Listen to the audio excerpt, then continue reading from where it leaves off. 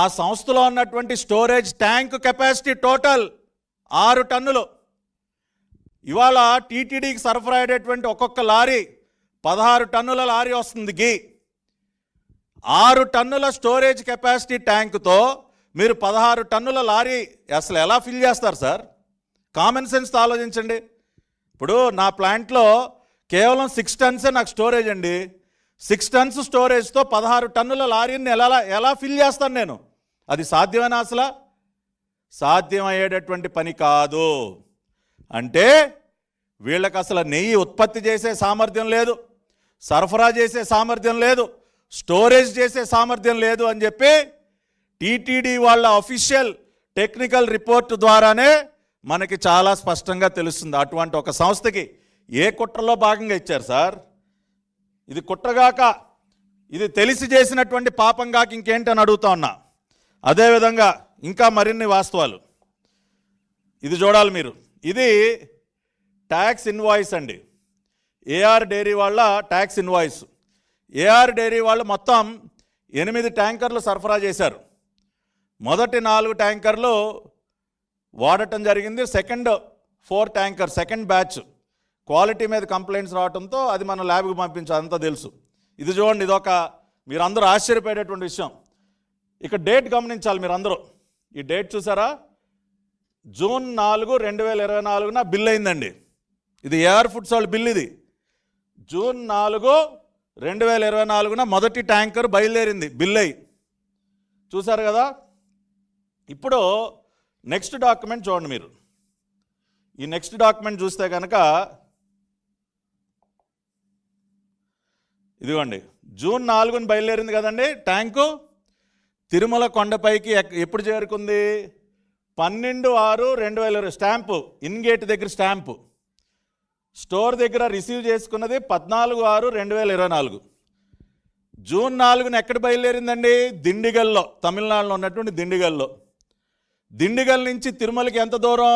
500 కిలోమీటర్లు. 500 కిలోమీటర్ల దూరాన్ని అంటండి మన ఏఆర్ ఫుడ్స్ లారీ, డైరీకి చెందినటువంటి లారీ 500 కిలోమీటర్లు కవర్ చేయడానికి 8 రోజులు పట్టిందంట. 8 రోజులండి. 500 కిలోమీటర్లు అంటే ఉదాహరణకి విజయవాడ నుంచి శ్రీకాకుళం వెళ్ళాలంటే 8 రోజులు పట్టుద్దా ఒక లారీకి? మహా అయితే ఒక రోజు లేదంటే 2 రోజులు, ఏదైనా మధ్యలో బ్రేక్ తీసుకుంటే. మ్యాక్సిమం 2 రోజుల్లో తిరుమల చేరుకోవాల్సిన లారీ 8 రోజులు ఎక్కడెక్కడ తిరిగింది సార్? ఎక్కడెక్కడ తిరిగిందండి బండి? 8 రోజులు పట్టుద్దా? 500 కిలోమీటర్ల దూరాన్ని కవర్ చేయడానికి 8 రోజులు పడుతుందా? అంటే ఏఆర్ ఫుడ్స్ నుంచి బయలుదేరినటువంటి లారీ ఇంచుమించు ఖాళీయే. ఊరికి అక్కడ బిల్ చేయటం, ఖాళీ లారీని దోలటం. ఎందుకంటే వాళ్ళకి కెపాసిటీ లేదు కదా. ఇందాకే ప్రూవ్ చేసాం, వాళ్ళకి అసలు 16 టన్నుల లారీని నింపే కెపాసిటీయే లేదు. అందుకని ఊరికినే బిల్ చేసి ఆ లారీ ఈ కల్తీ చేసే గోడౌన్లన్నీ తిరిగింది. అది అంతే కదా. 8 రోజులు ఎక్కడ తిరుగుతుంది సార్? 9 రోజులు ఎక్కడ తిరుగుతుంది బండి? తిరగాల్సిన అవసరం ఏంటి? ఏఆర్ ఫుడ్స్ పేరుతో బిల్లులు తయారు చేసి మీకు కావాల్సిన చోటల్లా తిప్పి బండిని 9వ రోజు కొండపైకి తీసుకొస్తారా? దేనికి సార్? దేనికి తిరిగింది బండి? 8-9 రోజులు ఎక్కడెక్కడ తిరిగింది బండి? అదే కదా. ఇవాళ అందుకనే మేము సిట్టేసాం. ఇవాళ న్యాయస్థానం కూడా ఒక డైరెక్షన్ ఇస్తుంది, వదిలిపెట్టేదే లేదు.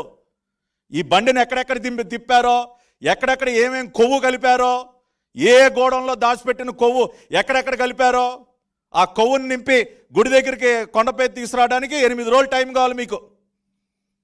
ఒక ట్యాంకర్ కాదండి, అన్ని ట్యాంకర్లు కూడా.